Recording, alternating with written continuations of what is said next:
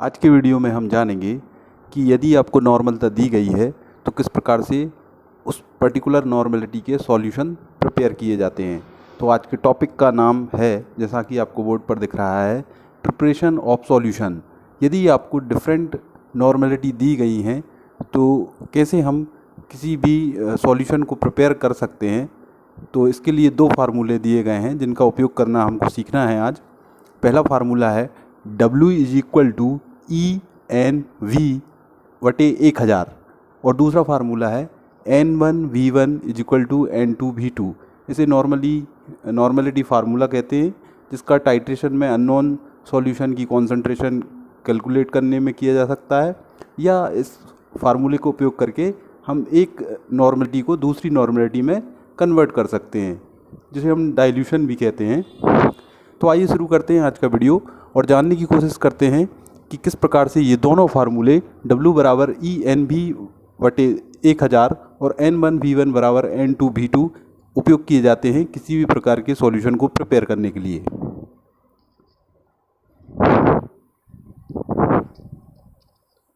तो यदि आपको कहा जाए कि N/10 या N/10 standard oxalic acid solution 100 ml के डिस्टिल वाटर में प्रिपेयर करके दिखाइए। मैं फिर से रिपीट करता हूँ, यदि आपको लैब में कहा गया है कि N/10 standard oxalic acid solution 100 ml distil water में प्रिपेयर करके दिखाइए, तो आप इसके सॉल्यूशन के लिए क्या करेंगे, W बराबर EnV/1000 फार्मूले का इस्तेमाल करके ऑक्जेलिक एसिड का हम वेट पता करेंगे। तो उसके लिए ऑक्जेलिक एसिड का मॉलिक्यूलर फार्मूला हमको पता होना चाहिए, जो कि होता है COOH का होल ट्वाइस्ड डॉट 2H2O, जो कि डाइहाइड्रेटेड फॉर्म में होता है। इसका मॉलिक्यूलर वेट 126 होता है, इक्विवेलेंट वेट 63 होता है। यहाँ पर वॉल्यूम इसका दिया हुआ है हमको 100 ml डिस्टिल वाटर। तो हम फार्मूले में यदि ये वैल्यू पुट करते हैं, W बराबर E इक्विवेलेंट वेट है जिसकी वैल्यू 63 है, नॉर्मलिटी दी हुई है N/10 और V की वैल्यू 100 ml डिस्टिल वाटर बटे 1000 से गुणा करके और भाग देकर 0.63 ग्राम प्राप्त होता है। तो इस प्रकार हमने देखा कि यदि एक पर्टिकुलर नॉर्मलिटी हमको दी जाती है और स्टैंडर्ड सॉल्यूशन प्रिपेयर करने को कहा जाता है, तो हम उसको W बराबर EnV/1000 वाले फार्मूले में वैल्यू पुट करके उसके वेट की कैलकुलेशन कर सकते हैं। फिर एक वॉल्यूमेट्रिक फ्लास्क में उतना वेट लेकर डिस्टिल वाटर में डिसॉल्व करने पर वह सॉल्यूशन प्रिपेयर किया जा सकता है। वहीं दूसरी ओर N1V1 बराबर N2V2 फार्मूले का इस्तेमाल किस प्रकार से सॉल्यूशन के प्रिपरेशन में करते हैं, आइए देखते हैं।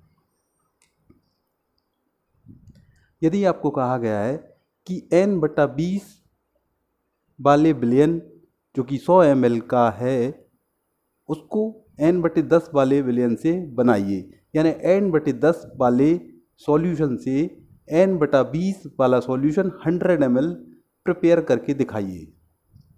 मैं क्वेश्चन फिर से रिपीट करता हूँ, यदि आपको N/10 का सॉल्यूशन दिया गया है और आपको कहा गया है कि इस N/10 सॉल्यूशन से N/20 सॉल्यूशन 100 ml प्रिपेयर करके दिखाइए।